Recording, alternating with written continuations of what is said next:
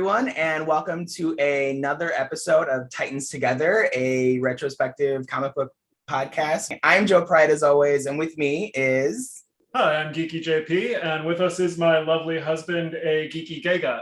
Hi, everyone. Thanks for having me, guys. Welcome. You are our official first guest on the pod. Let's jump right into it because we do have a lot to cover. This is probably the Teen Titans' most infamous story in their canon, next to, God, I don't even know. I think this is probably one of the biggest. It's the Judas Contract. It's the story of Terra betraying the Teen Titans, something that me and James have been heavily foreshadowed for the past 2 volumes, and this is it finally coming to a head. This is 1984. We are collecting in volume 7? Yes, volume 7 of the New Teen Titans. We have book 1 of the Judas Contract, which is Tales of the New Teen Titans 42, which we go through until number 48. It's a straight flush with Teen Titans Annual number 3 in the middle, actually. That's the first appearance of Nightwing, which Aaron is very excited to discuss with us here. Yeah, there's so many firsts for this volume. How are you reading this, James and Aaron?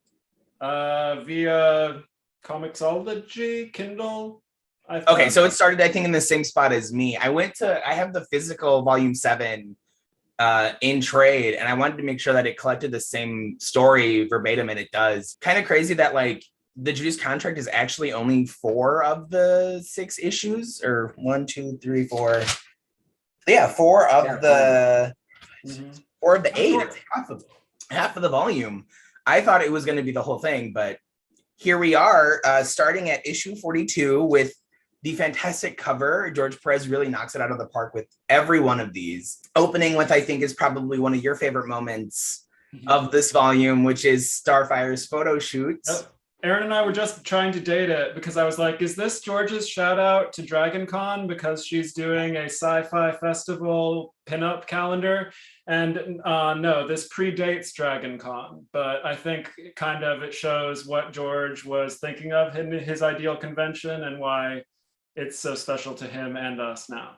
It's so cute and neat, and I love Starfire's outfit. And there you go, right there on the screen. She's in a super purple bikini with strappy sandals and tons of silver jewelry.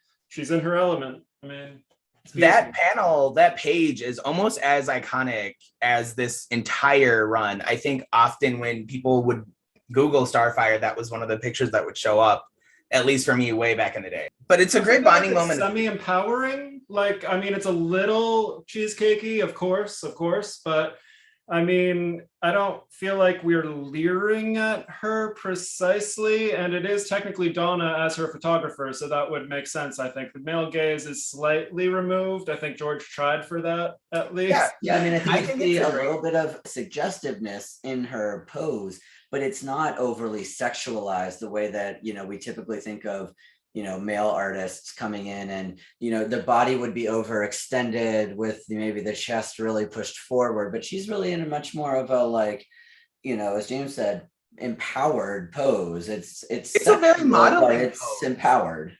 Yeah. And it's a great bonding moment, I think, between Donna and Starfire. This is where we find out that Garfield offers to have the Dayton Estates, the host of their wedding. We continue to learn that he's a creeper. As always. Yeah, welcome to we begrudgingly acknowledge Garfield's shitty behavior every volume until other writers come in and kind of like evolve him a little bit. I think it's just of the time with the way social dynamics were regarding men. It's just the 80s. It's not okay, but it's just what it is. Especially like as we get closer to the end of this volume, I'm like, Garfield, what are you doing? I mean, like, the reality is in real life, we still have, you know, honestly, men who act this way and think that it's okay in culture. So it was certainly accepted way more back then. So I think it's not strange to see it in the story, but it is also now a little jarring to read it because you're just like, you immediately are cringe, you know? It is. It's jarring when you have like him on one end of the spectrum and then Deathstroke on the other, which we'll get into.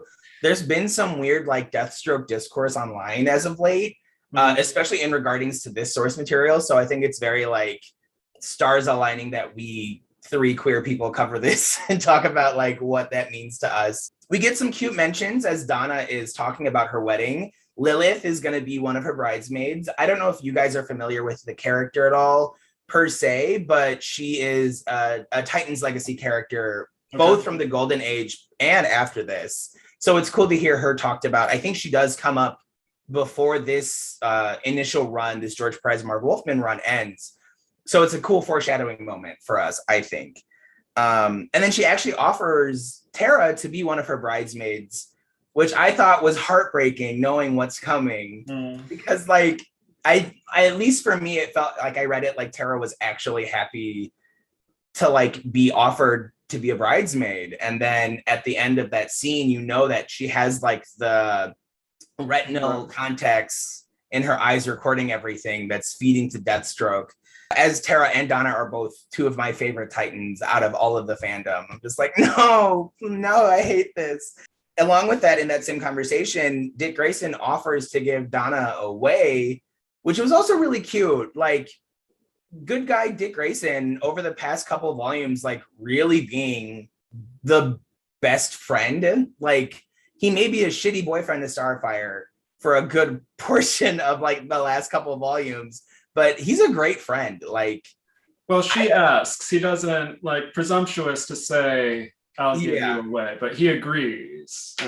Very true. And it's cool because it shows that sort of sibling bond. I think sometimes in the absence of a father, you would use your brother for that role. And it is heterosexist and heteronormative. I'll throw those analyses in there, but it's cute for them to have that. I think also part of what I found interesting about this entire volume, and we'll see it as we explore the different issues and some of the things that happen, but I think a lot of what this story really is about is how trauma affects people differently and how people react to trauma differently, and just, you know, how it then defines their character and the type of person that they become. Because you see this, we're going to walk through and see this, you know, dichotomy between how Dick Grayson, you know, has developed himself through these years and what he's gone through. You know, we're even going to see it through Jericho and his story. And, you know, we're also obviously seeing Terra and her story of trauma as well. So I think that that's really interesting to see the dynamic. And I think that's where this Dick Grayson characterization really comes into play. We're really starting to see that he is sort of, as we'll learn later when that comes out, a better version of Batman. Honestly, that was when I was reading the most heavily, was when he first took over for Batman. Spoiler alert, it was like 20 years ago. And it was like the best, like that was the most time I had loving Batman, was when Dick Grayson inhabited that role. But we get a little bit more into this. Basically, Garfield is taking Terra on this tour of the Titans' lives outside of their superhero personas. So that's where we see Starfire and Donna doing the photos. That's where we see Dick Grayson's apartment. That's where we see Victor Stone's apartment. He's kind of lamenting over his grandparents a little bit, which kind of like fizzled throughout halfway of this volume, but it was so cute nonetheless. Basically just showing us that Terra has basically fully encapsulated a role as a Titan, which is not good for anyone involved whatsoever. And what we're also seeing is that as she's going through each of those places, they're being followed and watched. And so you're seeing that camera lens that's snapping and that view. So not only is she infiltrating it, but they're being watched. And whether they're being watched by Terra or someone related to what she's doing or someone else, that part we don't know yet, but they're definitely being watched while Terra is also simultaneously really starting to become a part of their lives. Yeah, and this is where I think it reaches ahead too in terms of her relationship with Garfield. Not even as much as I remember it being, because they literally just share a kiss.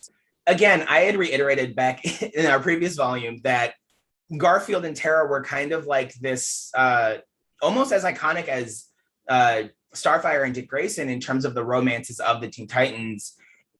And if this is like the pinnacle of their relationship, I don't see it. I don't understand how that ended up standing the test of time. It felt like she was begrudgingly kissing him just because of his persistence, and he's a like nice guy. So she's like, okay, fine, sure, I'll give you a kiss. It's so strange. There's no chemistry between them ever. A couple last things about this issue is Raven's suspicions of Terra. Amidst Raven's own internal crisis, she doesn't know what to make of Terra, and that especially angers her because I think Terra really felt like she had infiltrated everybody. And to realize that Raven still doesn't know what to think of her, I think really angered her. Yeah. So it was crazy to see that like that's who she harbored the most resentment over. And then I think the coolest thing for this issue is Victor Stone's testing of his powers, which if everyone remembers, the animated show had a whole episode dedicated to this moment, which was jarring to me because I didn't even remember that. Like in retrospect, I thought that was fascinating. I'm like, wow, you took one part of one issue and expanded upon that into a whole episode. And that's arguably one of the best episodes. Totally. Oh yeah. I mean, it really develops that character, right? We really start to see the passion behind him and the drive that exists behind him more than just, you know, him showing up and punching stuff and saying something silly. Yeah, honestly. But I mean, to anybody who's listening or watching, this version of the story of Terra is certainly different than the animated. So if you've only watched the animated story, you're in for a bit of a surprise when we get towards some later points in this story. Very crazy diversions for both the animated series on Cartoon Network and the animated adaptation that was featured a couple years back. We get some cool training montages between Donna and Starfire, arguably, I think, our favorite parts. I really love this moment, of course, because, I mean, it has Starfire beat Donna for, I think, the third time, and... Okay. No, I got it. Exactly. I think it's just super sweet the way Donna has that line of, Diana is the only other person who beats me like this. I guess I'm just destined to be hurt by the ones I love. And then, of course, Starfire dives into the water to embrace her and tell her that she adores her and they're sisters. And it's a really great moment with a slight male gaze element, but I think we can pass that just to the sweetness and love that is Starfire and Donna. It's amazing. And then it's completely betrayed when Garfield and Terra spar, aka he verbally annoys her so much that she kind of loses control of her powers, which Deathstroke at the end of the issue almost is like, oh shit, like she's breaking and my plans are going to fall apart. Well, I mean, that doesn't happen, but like that was as scary as it got. Like Raven intervened to try and like figure out what was wrong with Terra, and Terra basically had to like force her away. You can really see like how they're trying to portray Terra as like an unhinged person, even though I don't necessarily agree with that idea per se, but I digress. I have very specific thoughts about Terra and why I love her so much. And by the end of this volume, I'm like, I don't agree with half of this. Like, no, I rebuke a lot of this. I was very surprised to read this and see how the original interpretation played out, but we'll get to there. Right. We're moving into issue 43, which is like, starts as the calm before the storm, and Deathstroke really breaks the windows open literally by attacking Dick Grayson in his own apartment. Because we're going through so many characters, the issue's set up really nicely that like Dick Grayson is kind of investigating how each of the Teen Titans was defeated by Deathstroke or Terra, respectively. This issue was really interesting. I mean, it showcased Dick using his like detective skills to go through the various scenes to see if the rest of the members had already been, you know, found by Deathstroke, because of course he realizes that since he's not in costume, he's no longer Robin, he's just Dick Grayson at this point. If Deathstroke is attacking him, then clearly he knows who he is, and that means that, you know, their identities have been compromised. And so, you know, I loved getting to be able to watch Dick, you know, do a little of his detective work and see that as he, you know, ran around to check on everyone. So I enjoyed the issue for that aspect. It was fun to be able to see that part in a Teen Titans series. I was going to say, as being a big Dick Grayson fan, this must have been the issue that resonated with you the most, just because he is like front and center of this entire story. I don't necessarily agree with a lot of it. I get how each of the Teen Titans was taken out, given the strategicness of Deathstroke and Terra combined. I was just very sad when Donna was like gassed into submission, and I'm like, come on. Yeah. Boo, but that's it's very fine. disappointing to see everyone taken out like chumps, but I think that goes to show the degree that Terra has really infiltrated and exposed the Titans and knows each of their weaknesses, which And also when they're speaks at their to weakest.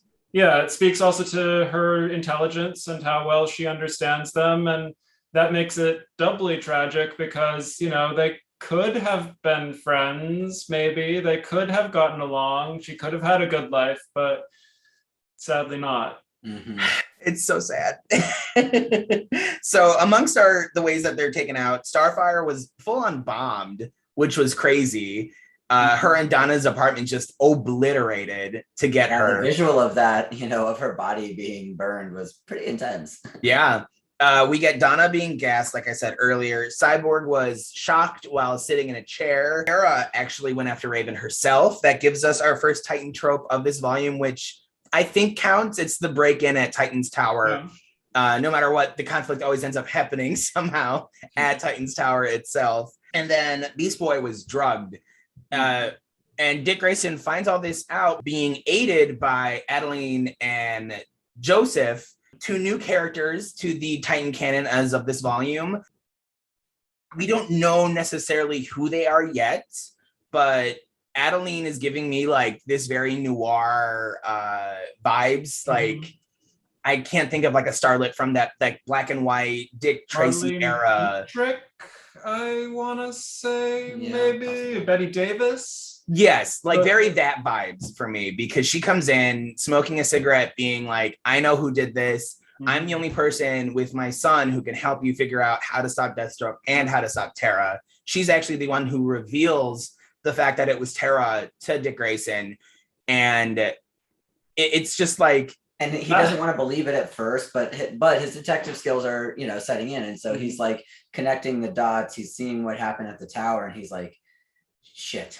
And she's badass as fuck. We've previously in other volumes seen Wintergreen and Slade remark about how she was the best shot ever and so on and so forth. And so it's cool to see her in this sort of, I'm sort of reminded of Barbara Gordon Oracle almost in a way. And she was this badass action girl in the past. And now she has this more sort of sit back spycraft master role. We get the reveal that she is actually Slade Wilson's ex-wife, and that Joseph is her son, and by proxy, Deathstroke's son. This, I think I did do another Titans trope before, which is just the Wilson family drama, and this is where it also comes back to play, because this is just the beginning. What started with just Ravager, his first son, ends up spiraling into this family tree that I think rivals like the Jean Grey family over in Marvel. Like the Wilson family is just nothing but toxicity and drama and craziness. And Slade Wilson's archenemy is condoms. But clearly it is. Like, sir, tie the tubes. I don't know what to say. Like, Jesus Christ. You're a master assassin. It's more efficient. Like, put it away. This issue does end with the Titans being delivered to the Hive headquarters in the Rocky Mountains. Weird place. But right before that, though, we do get the reason or the way in which Gar is abducted too, which I think is very like. And I don't mean to pick on Gar, but I do find it very like kind of funny. I did kind of laugh at the irony of it and stuff. But yeah, they like, you know, he plays on his hubris and vanity, his ego, and he says, "Oh yes, I need you to, you know, send these fan mail, basically sign these fan letters or whatever." And instead of you know, him doing that successfully, he licks a ton of poisoned envelopes and is, you know, drugged. Fool's gold, man. Like you really had to open fan mail. I don't understand. Mhm. I mean, like, I don't understand. When he planned to superheroes hand and deliver hate- them too, that was the other thing that I thought was funny about it. Was like he was so excited that they wanted the signed photos of him that he was like, "I'm not even just going to mail these back when I finish signing them. I'm going to go hand deliver them," which he says like before he starts in on his process of. Gar really loves the fame of it all, and it's too much. I think it speaks to the depth of Marv's writing, though, because it does underline how he's this horrible, chauvinistic brute, but underlying that is insecurity. He is paralyzingly insecure. And we see that inform toxic masculinity. And so it is a very intelligent take, I think. Yeah. I think it's ever present throughout his character development, especially in the George and Marv era of the Teen Titans. And as much as we're picking on him for these things, it's not to say that he's not a like overall morally good person, Yes. right? Like he's still a hero, right? He still wants to do the right thing. And part of what we're going to see later is some of the tragedy that he experiences being a hero, and how he doesn't understand the reaction to trauma that other people are having. Mm-hmm. Especially like viewers at home know that like I love Beast Boy. I will always love Beast Boy, but that doesn't mean I'm not going to be like, what are you doing? Like, stop. Why are you literally like going to hand deliver fan mail to randos? Like at so many points in his decision making, could Terra have like picked, this is the point with which we're going to get him. It's not just at the point of him licking the envelopes. At any point in this, he could have been captured easily. So yeah, that was done with nuance, right? It was done to make it. It's like their little joke on him. Like, let's add insult to injury, you idiot. Here's she really doesn't humiliate yourself. So everyone is eventually captured, and the issue ends with Deathstroke delivering them to Hive headquarters, leading us into issue 44. We have the George Perez signed edition over here to Aaron's left. That is very fantastic, by the way. And I met George that awesome same cover. Day. It's our introduction to Nightwing and our first introduction to Jericho as an official character, costumed hero with a name.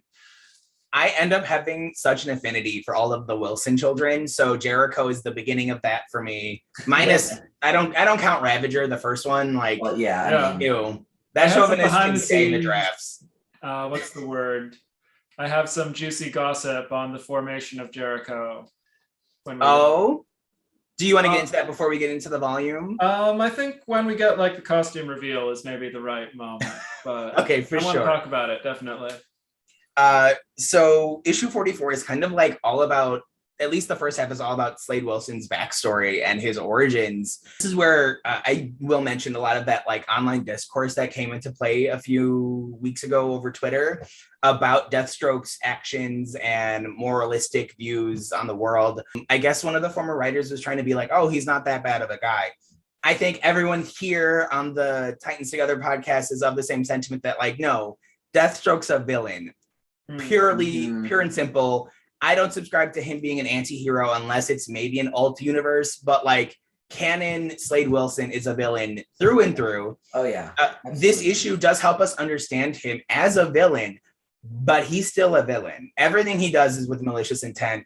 He's a bad dude. He takes advantage of like power dynamics, very predatory to younger people, younger women. Like the dude's not good at all and doesn't deserve redemption. And thankfully, I think at the end of this volume overall, we walk away knowing that he doesn't deserve that redemption.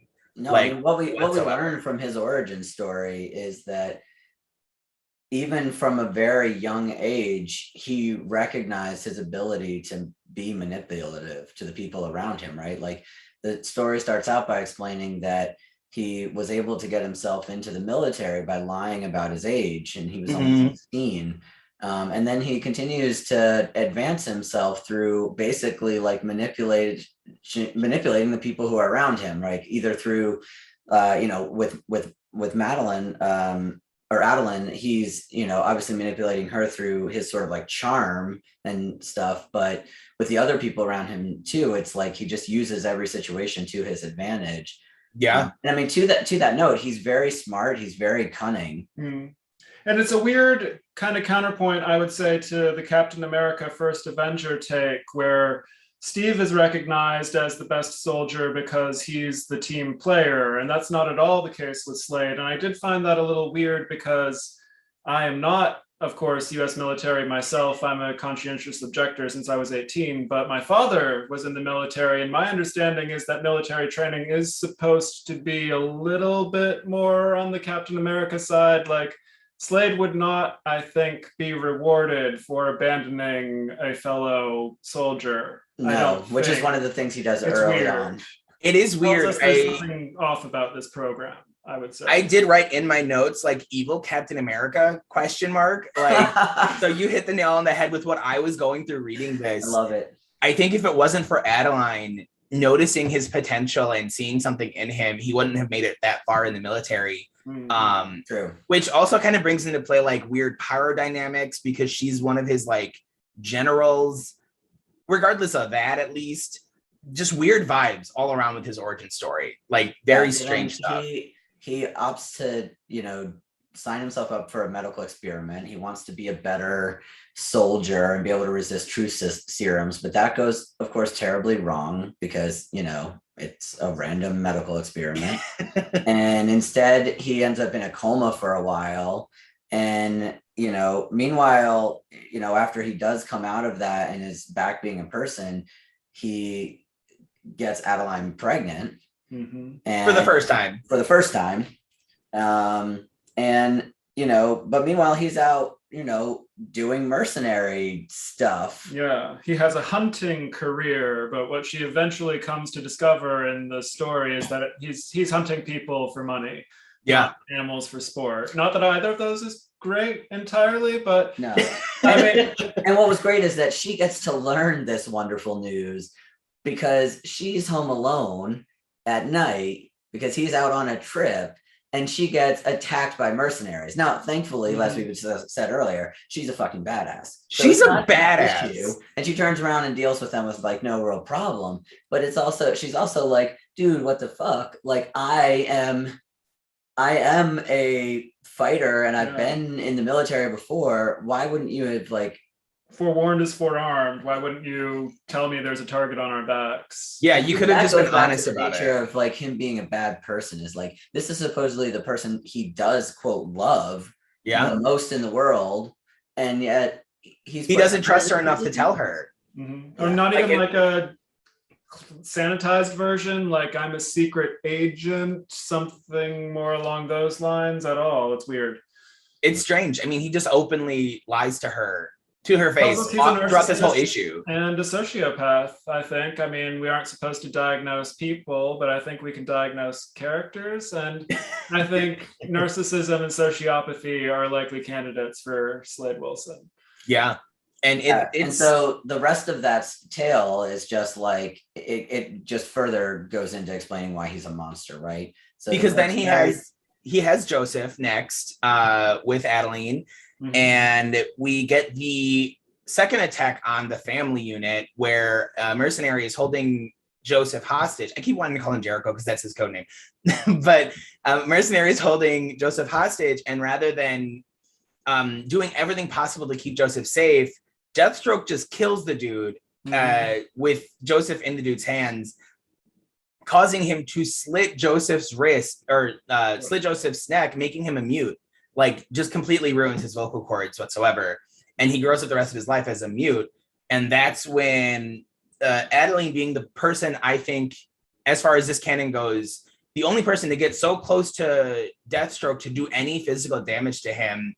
And that's by way of literally shooting she's the reason he's missing an eye. Yep. She pulls the gun out behind his back, barely misses his head, and caps one eye out of its socket. And that's the reason he's wearing like the split yellow or orange and blue, like one eye's completely gone. It's because of Adeline, which is amazing, but also like so tragic for her entire like life post meeting Slade Wilson. She can't catch a break. Understandably, she divorces him. Yes, thankfully. That was all covered in the first half of this issue. Mm-hmm. And immediately post that, we get the debut, the Titan trope. Now, our first is the costume change. So Dick Grayson, from the beginning of this volume, starts out as Robin. ditches it and evolves into Nightwing as of this issue, sporting the blue and yellow. Discovery. And we'll have a lot of opinions about it when we get to Chic and Week. And Jericho debuts his costume, this very flowy purple and white outfit. He shares his father's love of run fairs. I was gonna say, it gives me a very like King Arthur medievalish sort of vibe to it. Yep, and this I think is maybe where I want to throw in the creation of Jericho discussion, which is Jericho was apparently a character name from older Titans editions that never actually got used. And Marv wanted to use it, but that was kind of the only input he had on the character. And so George Perez says, his first character that he created himself. And so George came up with the design. George came up with the idea that he would be a mute and communicate only via George's artistic ability to convey emotion and ideas. That was an argument between them. Marv was like, well, if he's mute, I'm going to use thought bubbles and we'll speak through those. And George was like, no, we're going to speak through my drawings. And so that's a very cool element. And then the thing that I find myself feeling precious about is George wanted Jericho to be gay. He was originally created as a gay male.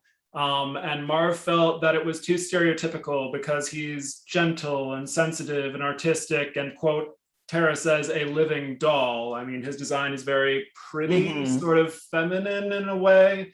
And so Marv ultimately felt that making him a gay man would be too on the nose.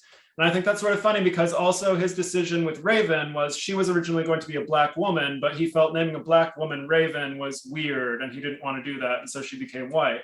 And it's like his personal feelings about being too blatant robbed us of representation. And it's sort of unfortunate. It's a thin line, I think, when you have somebody who isn't of these groups establishing these things, like these attributes to the characters.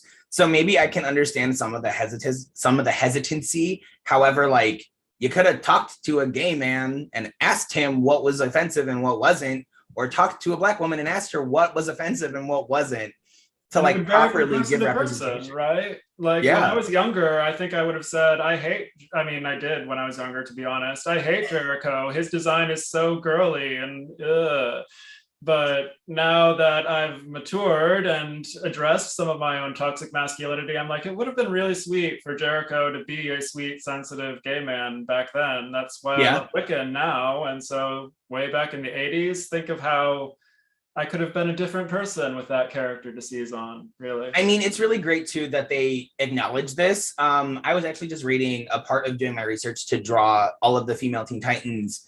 I did stumble upon an issue of Convergence from like 2018 or 2019, retroactively having Jericho acknowledge his sexual identity, because post New 52 and onward, or I think it's post Rebirth and onward, he's openly gay. And that's really great to have him. I think maybe bisexual once. Maybe. I believe. I could be wrong. He's not straight is the point. Correct. There's a really touching moment between him and Cole in that book where like she acknowledges the fact that he doesn't want to be with her because he doesn't like her in that way. And she loves him for it. It was like the most touching thing out of this random issue I was doing research for because I couldn't find enough pictures of Cole. Really cool stuff to see, like they acknowledge it and make it canon. And like, I never thought I'd give a point to DC for something they've done post 2011, but here I am. Like, that's amazing. And like, really cool for the character. And it makes total sense, especially given the context that like he was originally supposed to be gay or bi or whatever have you. He wasn't supposed to be straight is the point. I just wanted to say that leading into these costume reveals, we do also get Dick's reflection on the creation of the Nightwing persona, which I think Aaron can probably speak to pretty well.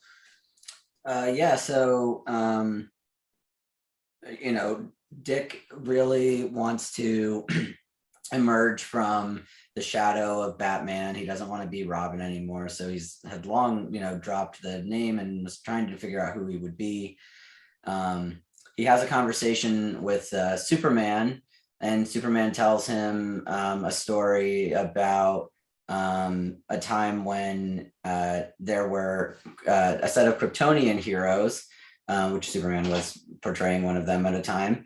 that went by a set of monikers, one of which was a character named Nightwing. And so, Dick really, if we look back at some of the other issues that are outside of what we're reading right now, Dick really at the time had sort of two main mentors in both Batman and Superman.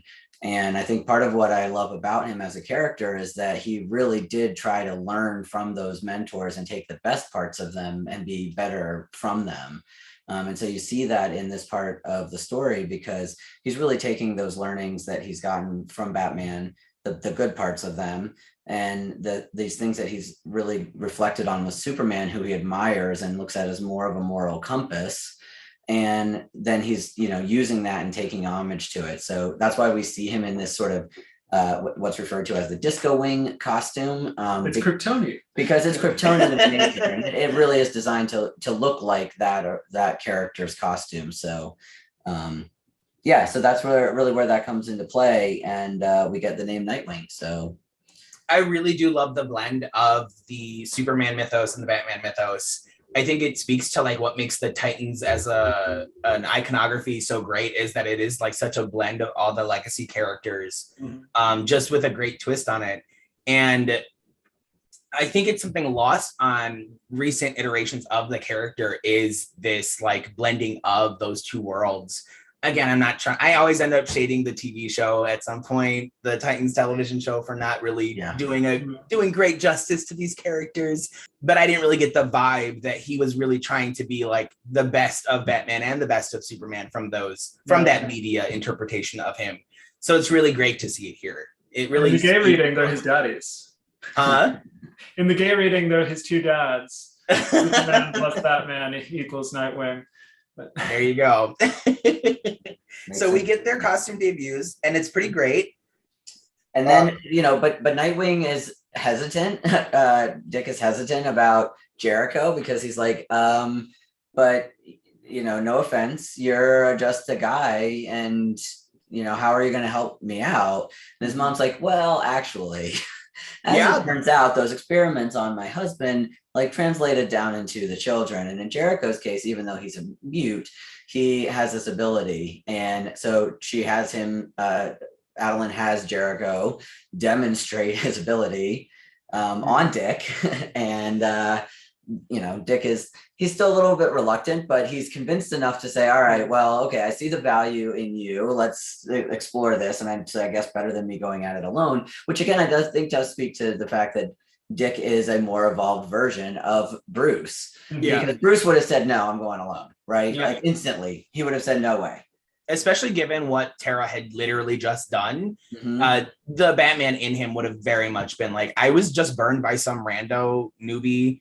I can't do it again. But luckily, Nightwing isn't that character and brings Jericho with him. I'm glad I can say Jericho now. No, I would like to also interject, because I was very curious about it, and my understanding, I did not find actual Word of God creator proof, but I think Jericho's power informs his codename because he possesses people.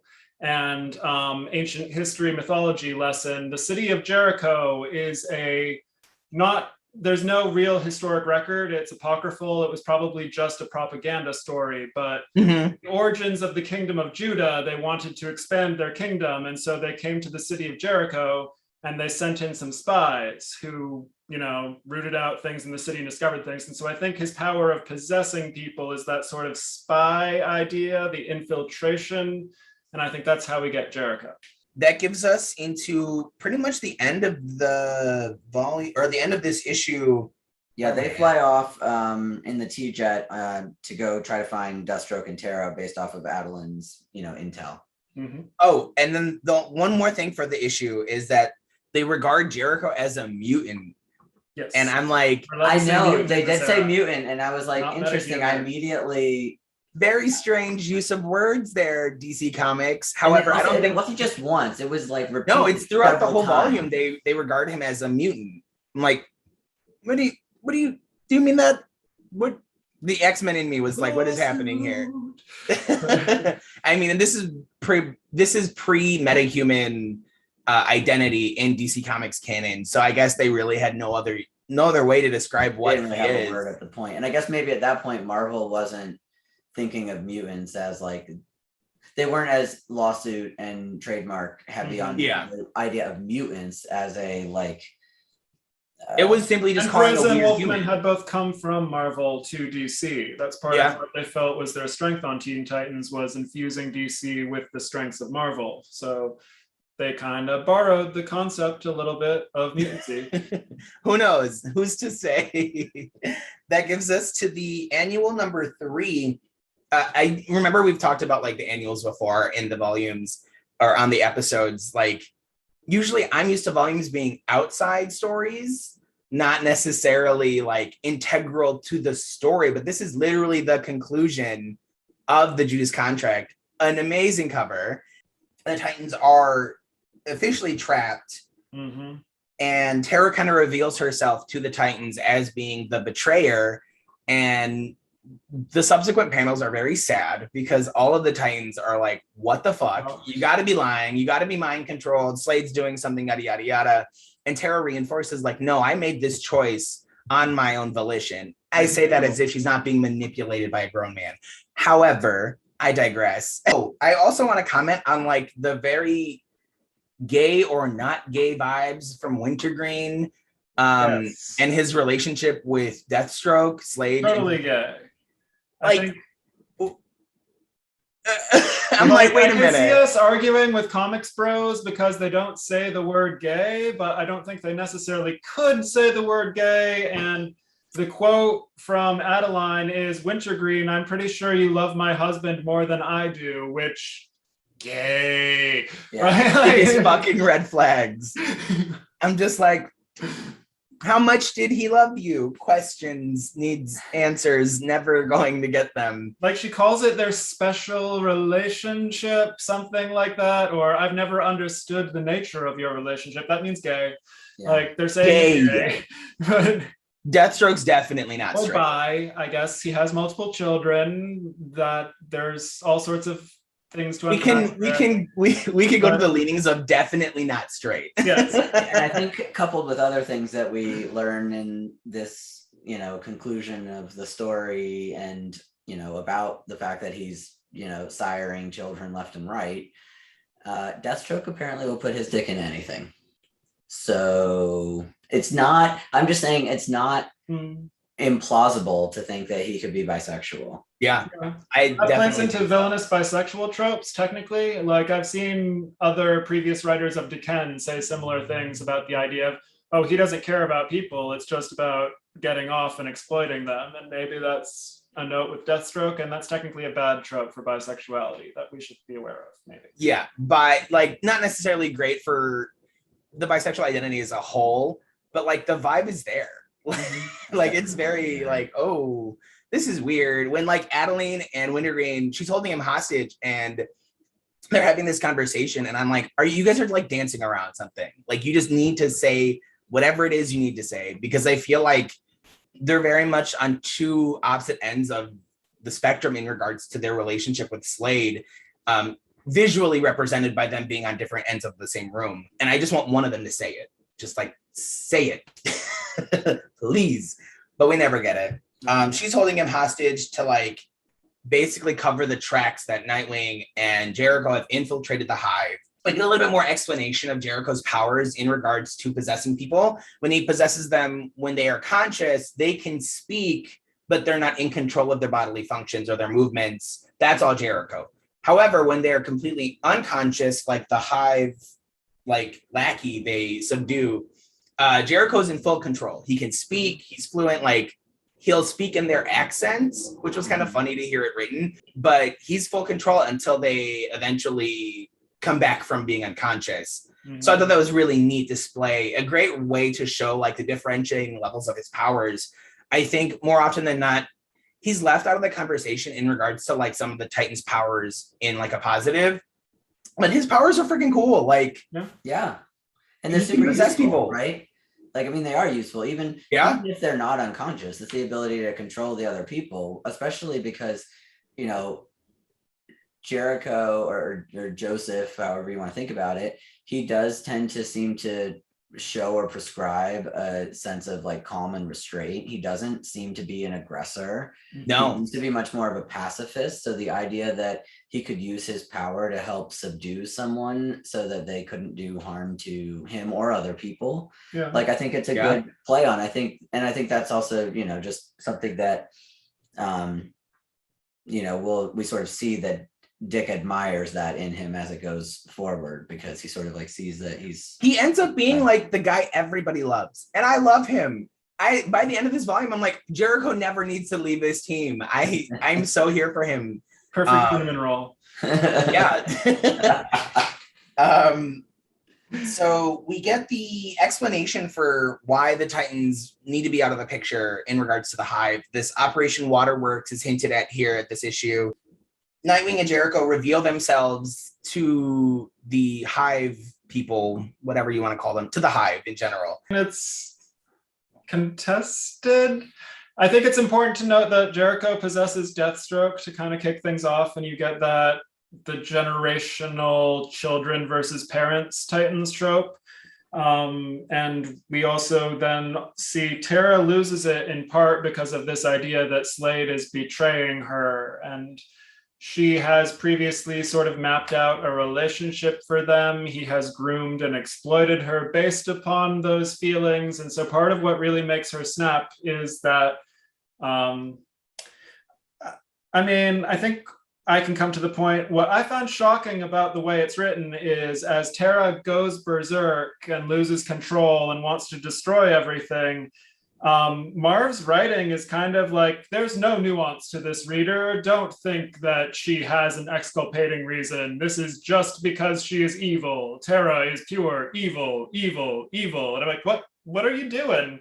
What? That was what I was referencing earlier.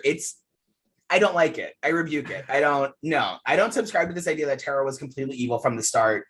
I think she's a product of like her environment. Later on, we do find out that she was just dropped off in America by her illegitimate, or her parents for being illegitimate, to the country of Sokovia. So like, there's a lot of stuff leading up to the fact that wait, what was it?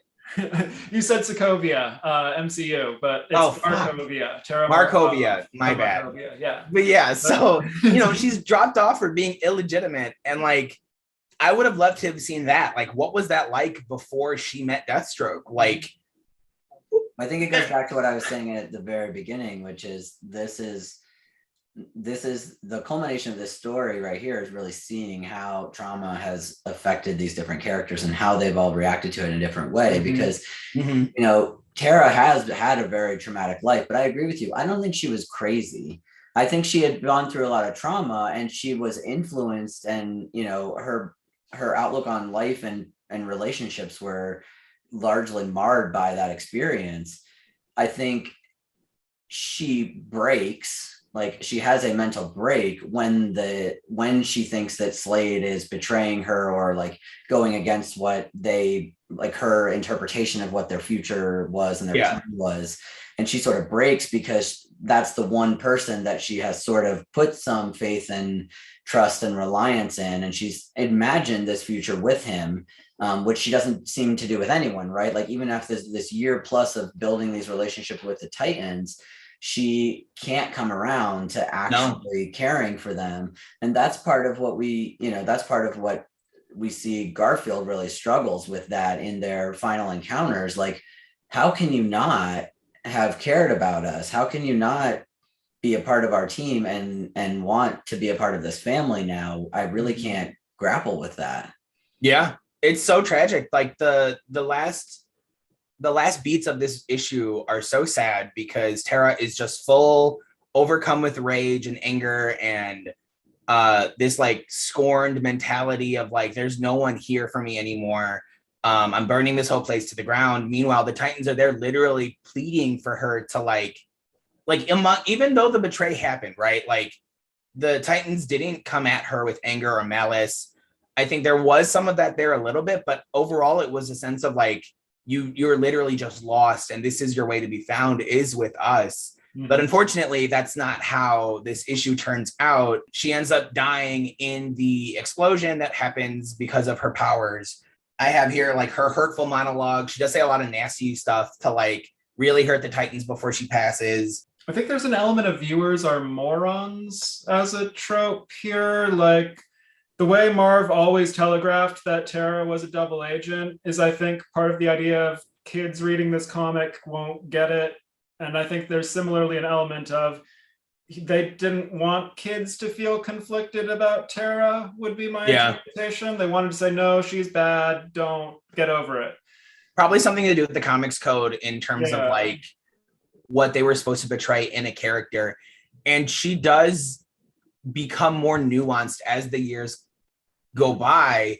Not to spoil too much, because I know that you guys haven't really read into like the late 80s, 90s, 2000s stuff, but there are definitely writers. I think even Marv comes back to her character at certain points to really add layers to this character. I think the animated versions display that too. Both the Cartoon Network gave her a lot more nuance and affection with the team, and the DC animated film gives her a lot more trauma. Counterpoint, we really see a backstory that illustrates she hates the world because the world has terribly abused her and rejected her in every possible way.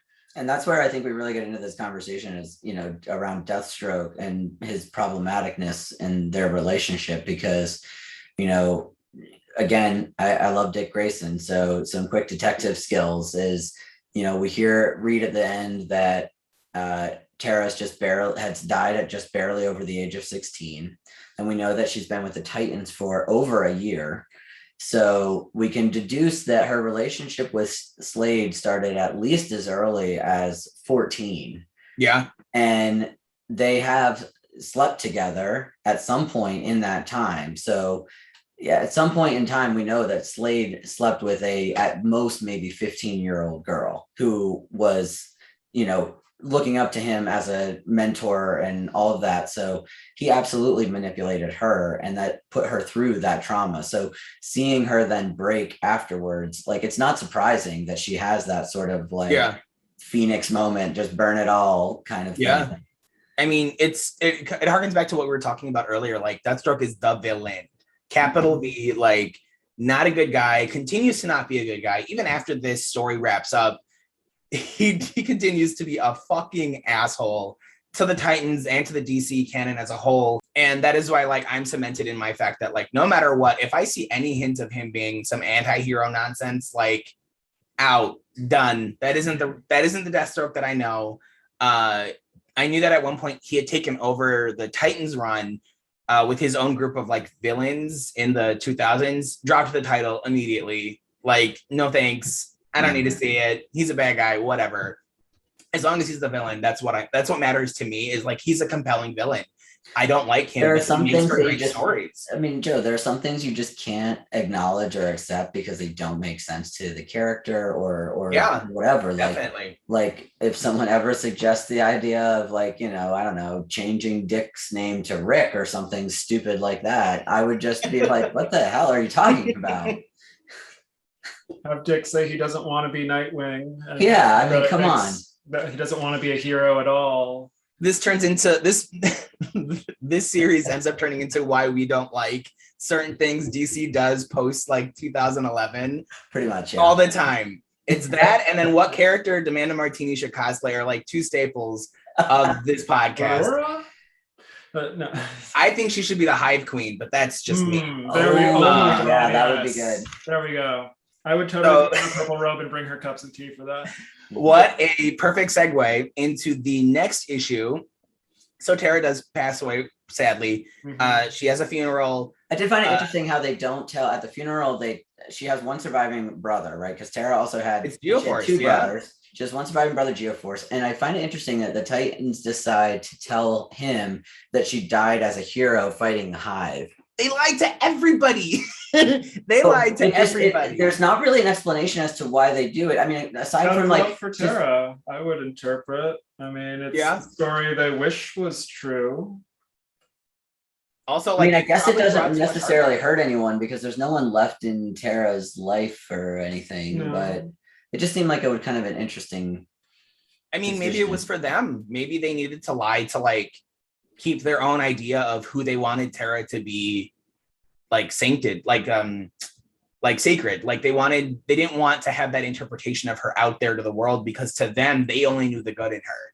You know what I mean? That could be a way of interpreting it, because they didn't really give a lot besides the fact that they chose to not tell anyone, including Geoforce, that she betrayed the team in order to enact this grand plan at the hands of Deathstroke. Her headstone is sort of an idealized, like George has different ways of drawing Terra. There's the villain Terra, there's the hero Terra, and this is a very sweet, like cherub Terra. Mm-hmm. It's, I think, an interesting grace note to the issue, and that idea of it's the Terra that they wish could have been. Yeah.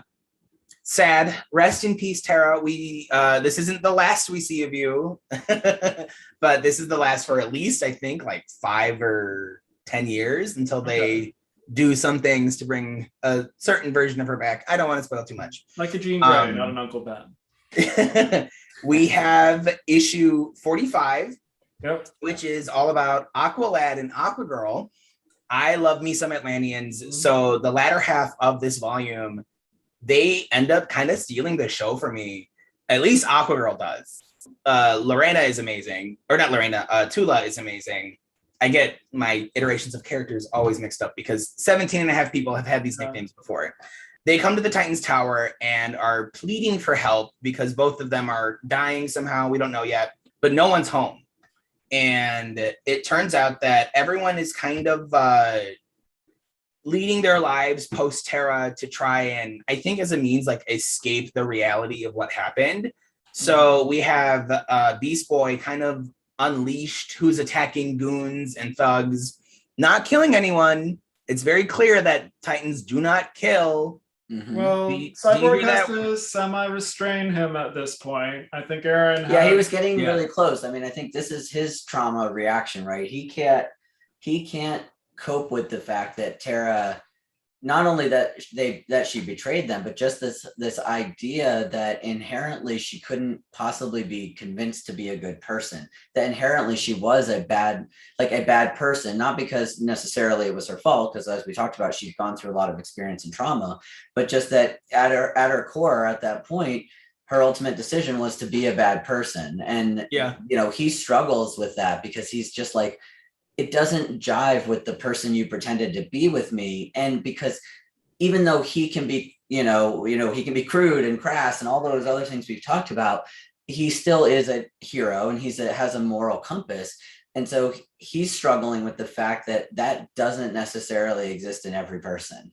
Yeah. And he can't handle that. And this is him reacting and just being like, I don't know what to do except to go fight bad people. Exactly. To like let out my rage and aggression. So that's what Gar's doing post Terra's death. We have Vic, who's at his apartment, and some kind of like really touching moment between him and his grandparents, which kind of starts off testy, but by the end of the conversation ends up really heartwarming. Mm-hmm. Doesn't really go anywhere else besides this one little part of this volume. Yeah. But it was really touching to see. I think there's a lot of. It felt kind of weird, like it was just kind of stuck in there. It did feel very thrown in, regardless of them foreshadowing it at the beginning. I think for it not to have like a beginning, middle, and end was weird because it was like beginning and then they show up, they fight, ends in the same time that this middle happens. I guess I would say the one thing that comes out of that conversation that you could take and that scene is just the idea that, and we know that, well, we know this because we've seen it in previous things, but certainly it was very well talked about in the animated series. And we saw obviously the panel before when Vic was testing his strength, but he still struggled with his identity, right? Yeah. He's still struggling with the fact that he's part cyborg. And part of the argument is that he's concerned that his grandparents didn't show up or do anything dramatic when he made the change. But what they explained to him is, we didn't see any change in you. You're still our, wonderful grandson that we love. Yeah, I mean, I guess parts of your body are a little bit different, but you as a person, like who you are and who we love, you didn't change. So that's why we didn't freak out, and come to you like that. And so there is that like acceptance and him feeling that acceptance from the Sure. people who are around him that I think was maybe an important, maybe that's what was that scene was put in there for. I think there's also a deeper element and acknowledging it's not entirely my place, but it's more of attempting to some degree to address the Black American experience, I would say. We have this narrative of the Elder Stones. His grandparents were a vaudeville act, literally, I apologize for using the word, a minstrel show. And then Vic's father rejected them. He thought they were, what's the word I'm looking for? He didn't respect them. He thought they were to be put down. He wanted to be a respectable Black man, and that meant going to university and committing to science and being this other personality. And then finally we get Victor, who in his own rebellion has gone back to sort of the ancestral neighborhood. And the grandparents even have a line somewhere about this old flea bag rat trap, something like that. And I think it really speaks to that generational aspect and how each of them have, in the ways that they have been marginalized, they all try to express themselves and find identity in different ways, and that forms conflicts between them. But ultimately, it's sweet to see them resolve it with love and acceptance. Yeah, I think it shows some great emotional maturity from Vic that like the harboring of the grudge against his grandparents didn't last past the beginning of this conversation.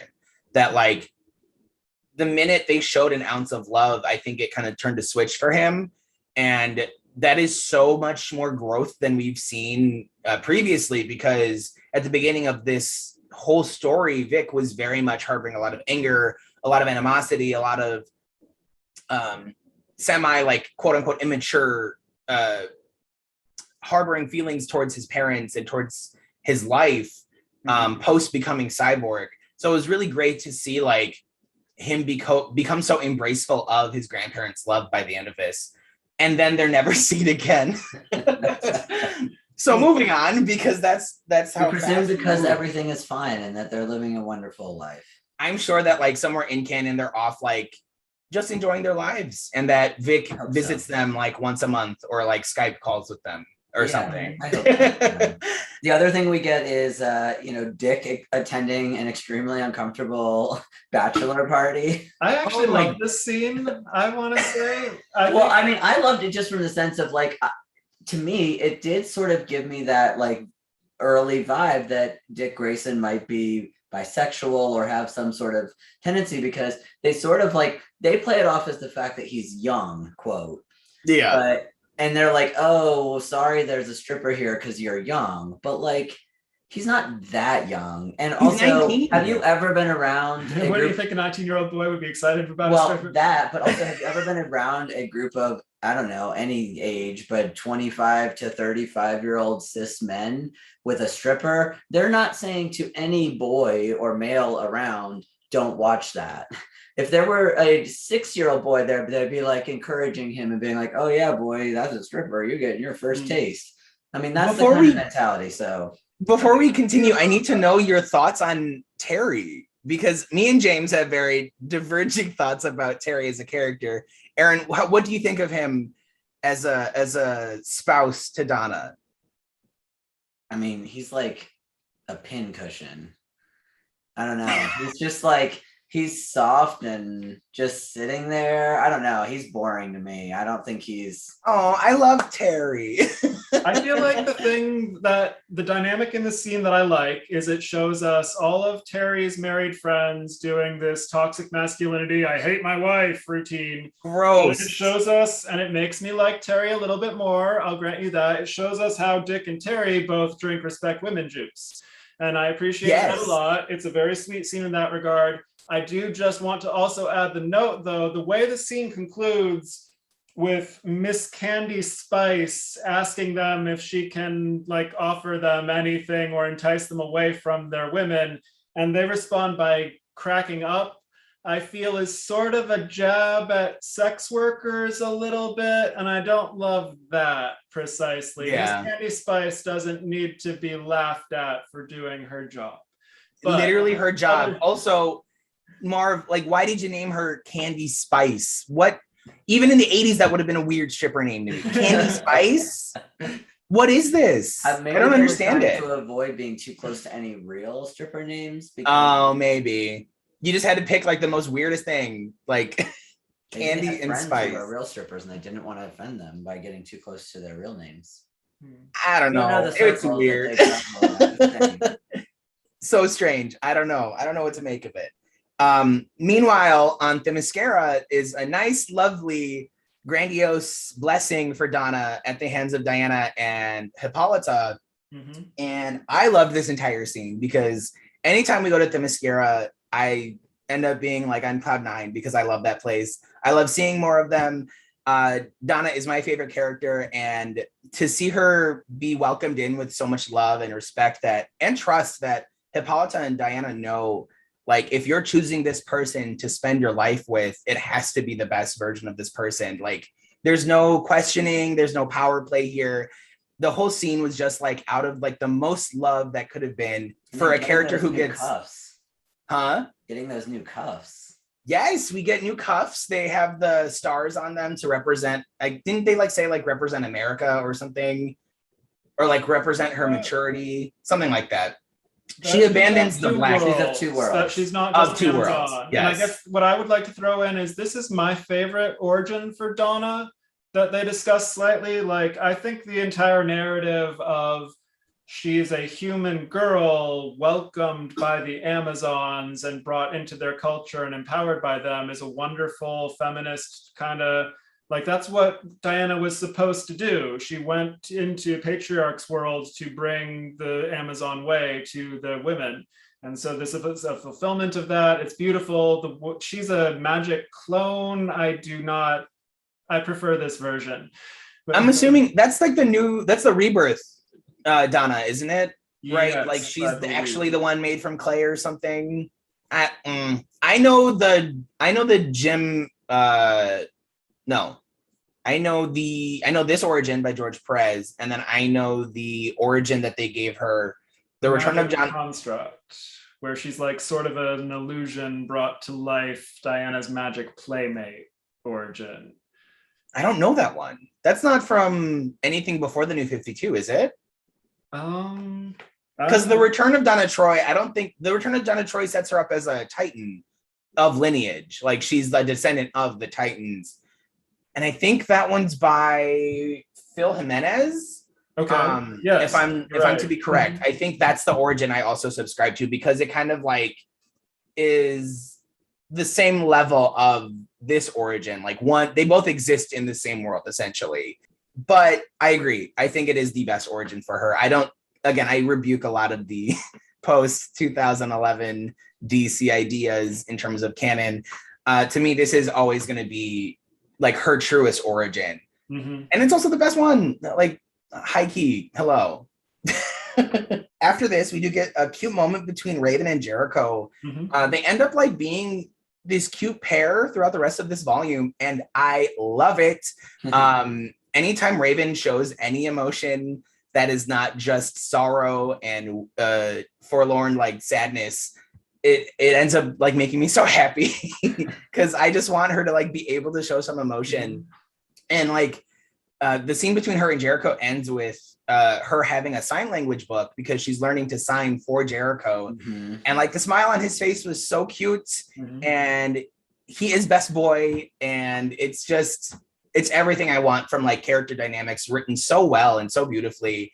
We don't really need to go into too much depth of that, but we do have to know who saves Aqualad and Aquagirl, because throughout all of this, they're just kind of suffering at the Titans Tower until the Titans arrive, and they were saved by Wally and Francis, who have returned to the tower. This is, I'm assuming, your first introduction to Wally West in the Titans canon, saving Aqualad and Aquagirl, but also adding some of that typical Wally sass that me and James do not like. Yeah. He doesn't even go here. Yeah. That literally ended up being what it was. What is your idea of this pair showing up to save the day? I mean, I thought it was interesting because Yeah, I mean, it was an interesting choice because it didn't. I'm not sure I understand why they decided to have them really show up. It's just a cameo. Yeah, It's it the really is just cameo. a pop by, and it's like, hey, I stopped here and I helped, but see ya. Like, It's but I'm not interesting going to help that any further. I guess is what it is. It's like I helped a little, but I'm not going to help any further. how the turntables that 4 volumes ago, the Titan cameo was Aqualad, and now it is kind of reversed that Wally is the Titan cameo, him and Francis. Other things of note is that he's sick for some reason. They don't really go into much depth on this volume, and that Francis is over him talking about Raven because upon their exit from this issue, she literally tells him, please stop talking about Raven. I do not care. Yeah, And I agree with her. I love Francis. Girl, agreed. Wally needs to stop talking about Raven, please. So they revive them and find out that they were poisoned, right? Essentially, which makes sense because they were like struggling to get to the water. Yeah, and they were clearly trying to find fresh water in a pool. In a pool, chlorine. which is weird. Yeah, it's like, is that going to revive them or kill them? And the other weird thing is that Titan's Tower is an island surrounded by ostensibly fresh water. So yeah, what the hell? But I don't know. but Aqualad comes to it and at least it tells them and says, okay, yeah, this was Hive. Yeah, this was Hive. And not just that Hive like attacked us, but like Hive has attacked Atlantis. Leading us into issue 46. Demand a Martini cameo, the Hive. Yes, as the Hive Mistress, in her full regalia. We always end up talking about Demand a Martini as a cosplayer and who she should cosplay from these issues, and it's definitely got to be the Hive Mistress for this one. She is revealed. I don't really care for her character though, because she just laments her. She laments her dead husband and what decisions he would make, and I'm like, girl, just make your own decisions. Agree. I didn't She's like a very that part. funny character, though, I think, in that she has a very a lot of people will probably recognize Dolores Umbridge qualities. She has this like soft, feminine, evil shtick going on where she's like, I would like a cup of tea. Oh, they remind me of my children. Kill them all. It's like, I very much identify. I think that is what she is giving. But then at the end of every sentence like that, she ends up being like, well, what would my husband do? And I'm like, girl, I don't care. Like, I love what you're doing. We get some more Jericho and Raven bonding as we are on our way to save Atlantis and attack Hive with Aquaglad and Aquagirl. Corey kind of laments her change since coming to Earth as it pertains to violence against adversaries. Do you have any thoughts about this, James? I mean, from the Tamaranian perspective, it's the purity of emotion and purpose, and this idea that we listen to our passions. And so the human way is muddying her sense of justice. And obviously there's the concept of just war, and we can argue back and forth about whether or not lethal enforcement is best, but like, she is a warrior. And so what we're seeing is she's starting to abandon her warrior culture in favor of, well, the Amazons are also warriors. It's a change in philosophy. I don't. I'm like, where's the conclusion?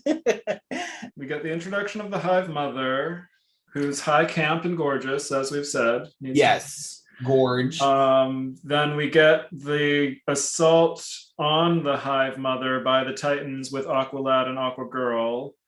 Yes, because then they each respectively get a fight scene. Yes. Which, again, George doesn't waste time drawing shirtless men every chance he gets, because Aqualad's basically naked throughout his entire appearance here. Pretty much.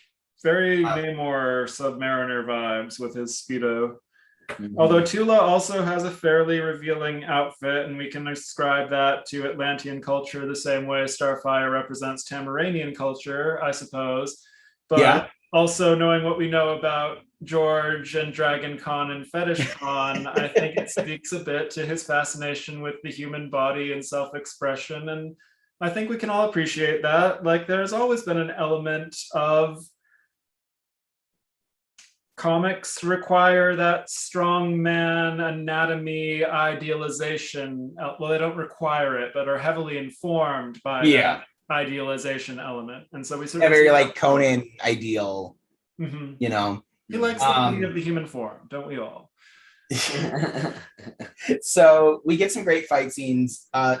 Tula is a badass, first of all.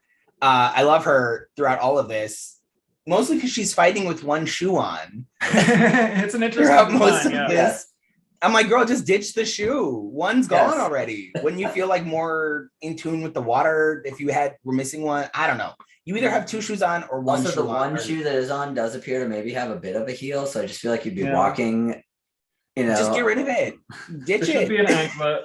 For what George was going for in terms of asymmetry, it should just be an anklet, not a boot.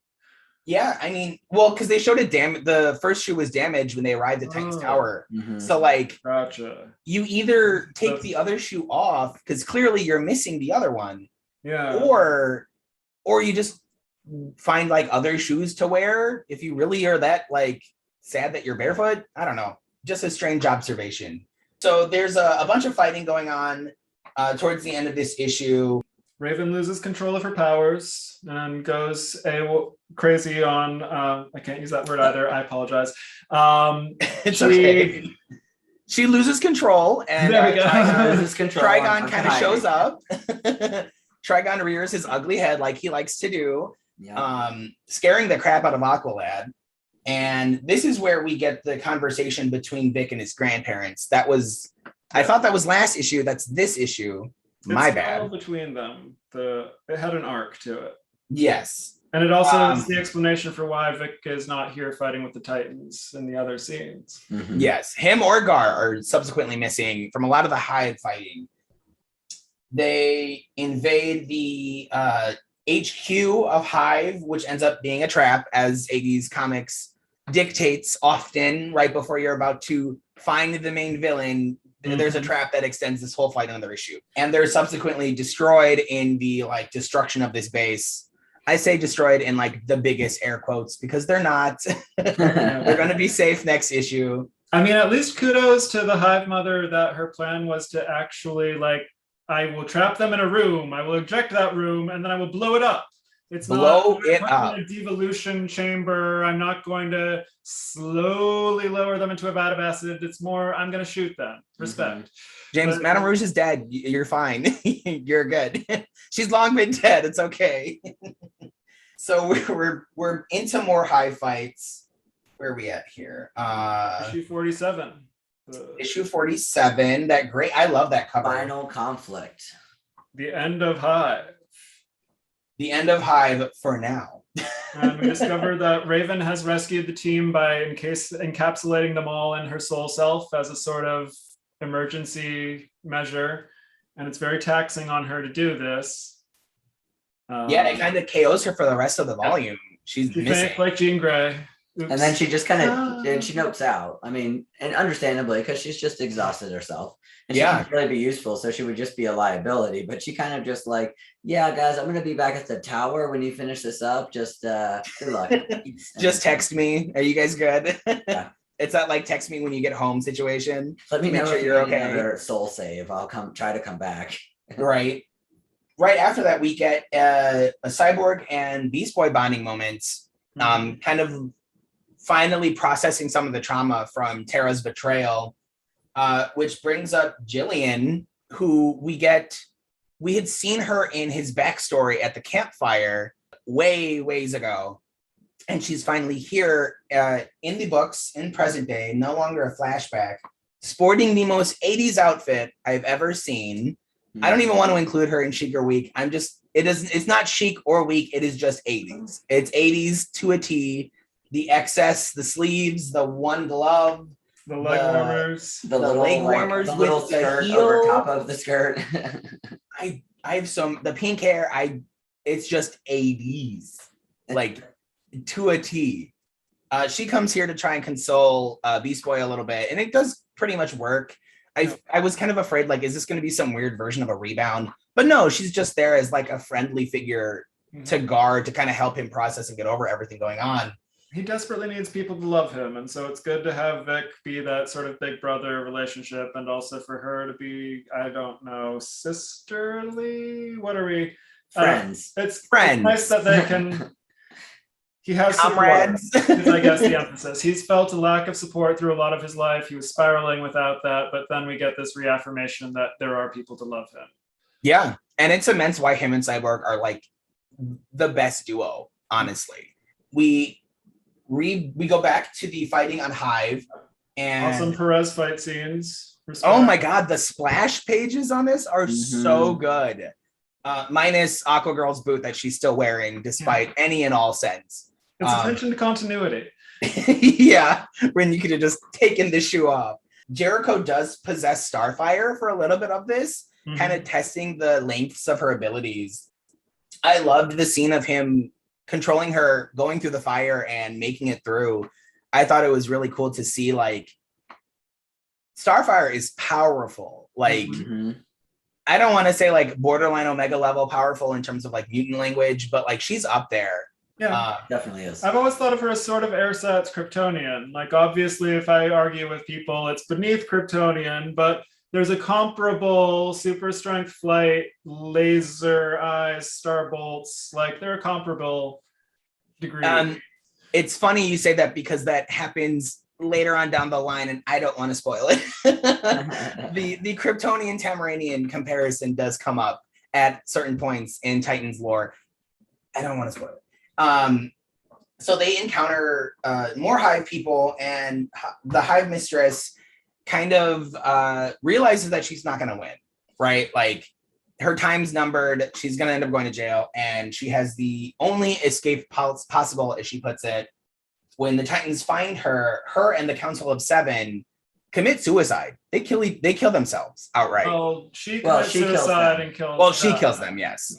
Which kills them and then she kills herself. I thought that was very odd. I would much prefer to Dr. Claw, I'll get you next time gadget kind of thing. I also found it just very interesting, like her and their entire like sort of premise or plan was to blow up Atlantis to convince the world leaders that they were so powerful that they should, surrender to them.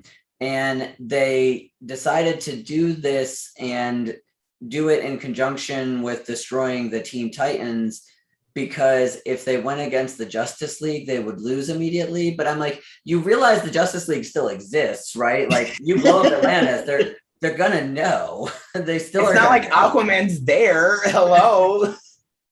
It's not a very good plan.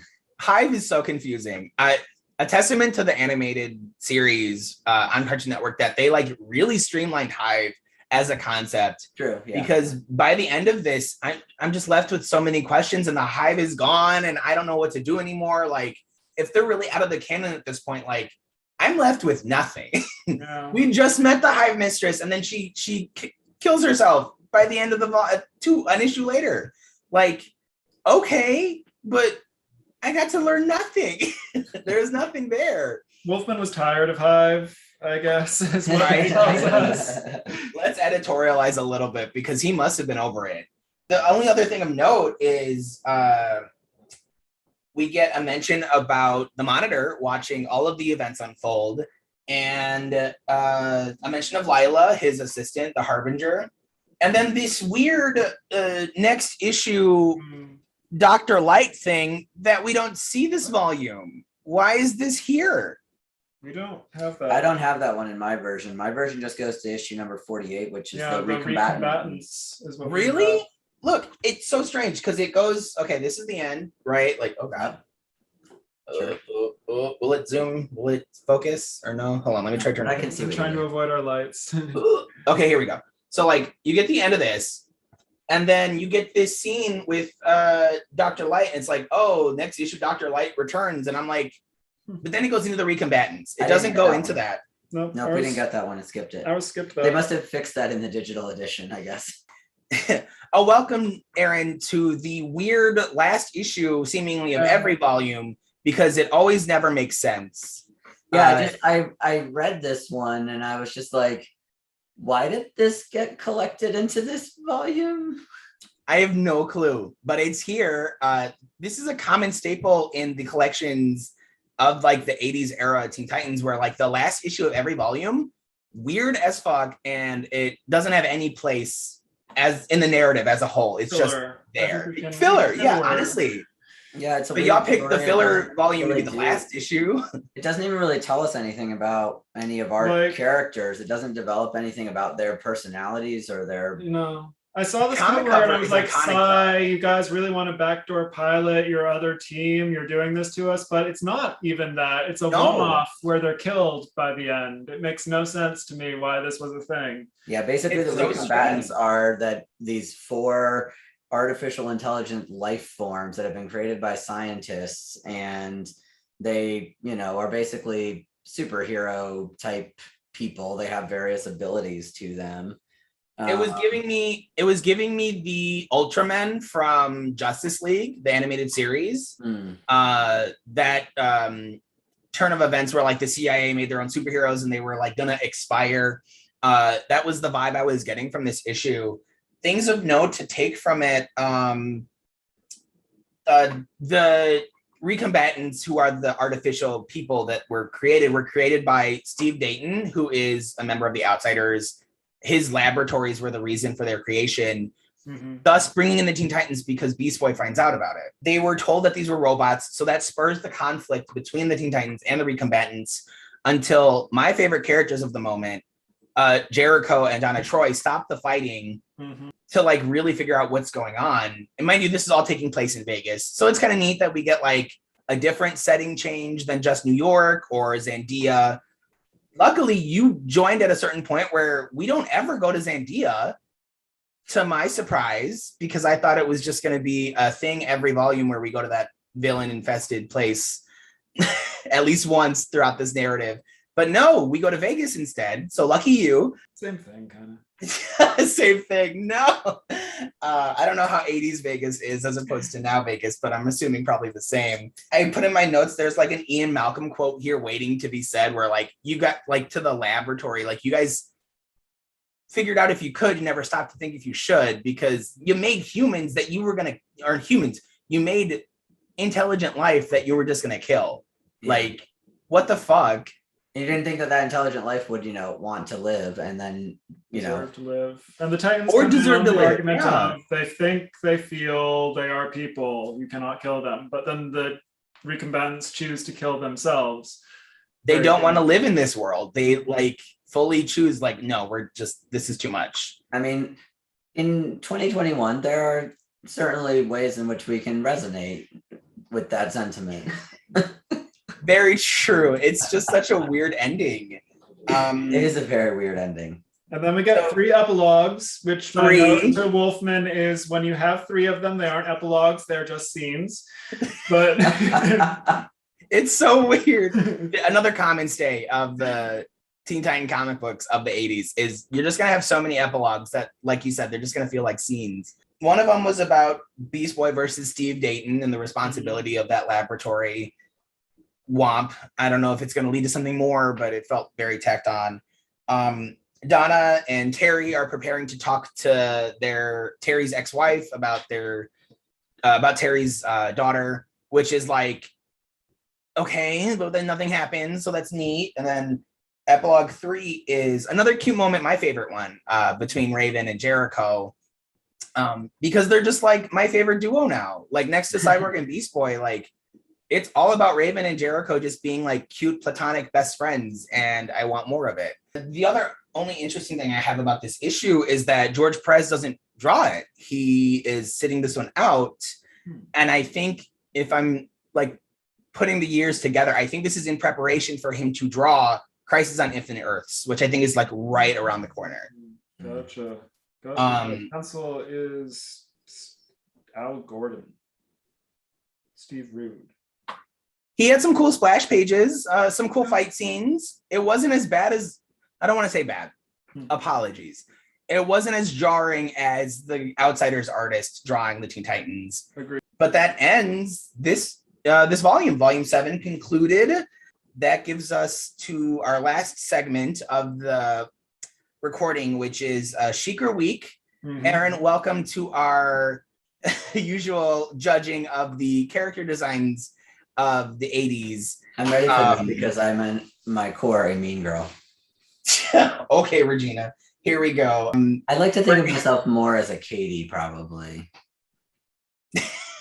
But sure. I can't talk. I'm the two get a function. What's his name? Damien. I'm Damien fully. I want to be Janice, but I know I'm Damien. It's fine. I'm either Damien or the one he confuses for Danny DeVito in the bathroom. So we'll start with the good heroes, which we do have quite a bit. We'll start with Aqua Girl in her pale yellow two-piece and her very shell-adorned belts and boots. I mean, I think overall I would say chic. Mm-hmm. I wish that the shells were maybe a different color. Like the red shell is kind of a weird color. First of all, I don't really think of shells as being particularly red. You think like pastels, yeah. Yeah. But I mean, I think other than that, I like the design itself. You know, it's like little trunks and the little top and all that. I mean, I think it's cute. I think it is cute. I think I also give it a chic. I love like the elongated like scarf moment that goes around the collar. I think it's a really nice touch. I don't know the functionality of it in water, but I was just thinking the same thing, Joe. I was like, wait, I wonder how that really works in water. Not aqua dynamic. What hydrodynamic is, I believe, the correct term. It would drag in the water. Yeah, it would definitely pull on the neck. Whatever, maybe. But it's cute. I give it a chic. James, thoughts? It's cute enough. I don't care for the color scheme, especially black and red and yellow for an aqua character is weird. Why is it not aqua, teal, seafoam, any of the I mean, look at Aqualad. He's wearing red and blue. Which, I mean, at least blue, but I mean, maybe that also primary colors were used because they were cheaper in multi-color process printing. Yeah, I was gonna say it speaks to the time of the coloring processes for the 80s that like they couldn't do a lot of other different types of colors. I am really curious, you know, that brings up an interesting point, which is like, wouldn't it be cool to have, you know, somebody like George go back and say, like, what would you do if you could have had any color? Yeah. You know, honestly, would you have done this the same way if you had had access to any color? Like, would you have made that a yellow outfit, or did you really want to make that aqua colored, but you couldn't? Yeah, because that would be very poignant. Like, what his real design in his head was for some of them. This is going to be the biggest one for you, Aaron. This will be Nightwing's costume, the debut. What are we thinking? It's 100% chic, and anyone who says otherwise will be going to blows, because I mean, yes, it has like a disco look to it, but it is a cool costume. Like, it's nicely colored, you know, it's an adorable costume. I have the costume. I have cosplayed in this costume. I met George while wearing it. Joe, you were probably standing within a few feet of me at the time. I was. So yeah, no, I love this costume. I think it's really great. Yeah. James? I like Disco Wing a lot too. I think it's super cute. There's a whole nostalgia factor to it. There's a sort of queerness to it in that it is extravagant and over the top and sort of campy. But again, I threw in, it's a Kryptonian inspired costume technically, and I think that speaks to its outlandish element. Yeah, I think for me, it's iconic at this point. I don't think you can talk about the Nightwing character and not acknowledge his first outfit, even if it was like the butt of a joke for the longest time. I think it has earned a lot of respect for the character as a whole. And so many people have done like modern interpretations of what that outfit could look like. Oh, I have amazing ones with like really cool armor and stuff. Yeah, like really cool adornments, really cool modern sensibilities to the overall theme of the outfit. I have to give it a chic for sure. Moving on, we go to Jericho's outfit. I mean, I made the comment about Ren Fair. I think also to my point of the city of Jericho, legends of ancient Judea, it's a sort of mythic. I don't care for it. I don't love the color scheme. I don't know. Fine. Like his... It's not what he wears now, certainly. If we make the argument of like, if a costume stands the test of time, then it is chic, but it doesn't. So I would say it's a weak because it gets replaced with something that fits our modern sensibilities more than this does. Ironically, like for me, the worst part of the outfit is the mutton chops. It's not even the clothes, it's the mutton chops, they're garbage. He has had so many better costumes. I don't mean that as if he has a bunch of them. He literally has like 2 more costumes after this, but they're still both better than this iteration of the character. That like it has to be a week, unfortunately. I like the costume enough. I think it matches his personality of the 80s, but it is so seeped in 80s that like it's got to be a week for me. And I love Jericho, so it doesn't come easy to say it. Aaron, any thoughts, or are you of the same sentiment? I'm of the same mind. Week. I mean, but for me, it's a little bit just the idea that like it just seems like a really bad and impractical costume for that character and what he does. Like it just doesn't really seem to jive with it. Like Dick's makes a lot of sense because it really is just, primarily a really form-fitting costume, and he's an acrobat. Yeah. He needs to be able to like move in it and do it. With Jericho's, it's kind of just like, I guess the question is just like, why? It is. Name is again what I'm going to throw out, because they even have these logo types for their names. And so you get the sort of swooshy Bat Fam Nightwing, and Jericho's is this sort of blocky brick carved stone that, again, the narrative here is he's an ancient hero, sort of, but ancient doesn't translate to super necessarily. It's strange. He belongs there. Yeah. And then the last one on our list is going to be Adeline Wilson's debut in her noir like gown and like flower adornments. And it's okay.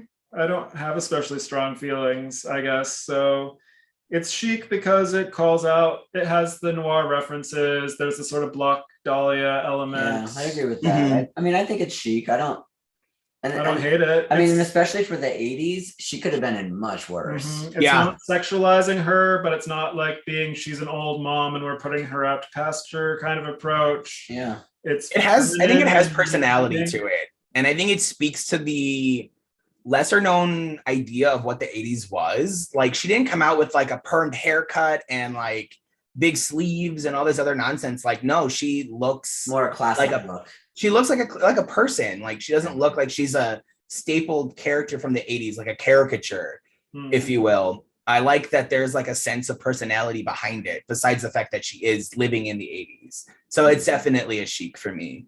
And the one other thing that I was going to say is perhaps an honorable mention for Deathstroke's original costume that we see in the flashback, because like it's just kind of weird, right? Like it has like feathers and fur and stuff. I guess, dishonorable mention is better, because I was definitely gonna say a weak costume to begin with, because like it's weird, the feather and fur thing. He's in Vietnam when he makes that costume.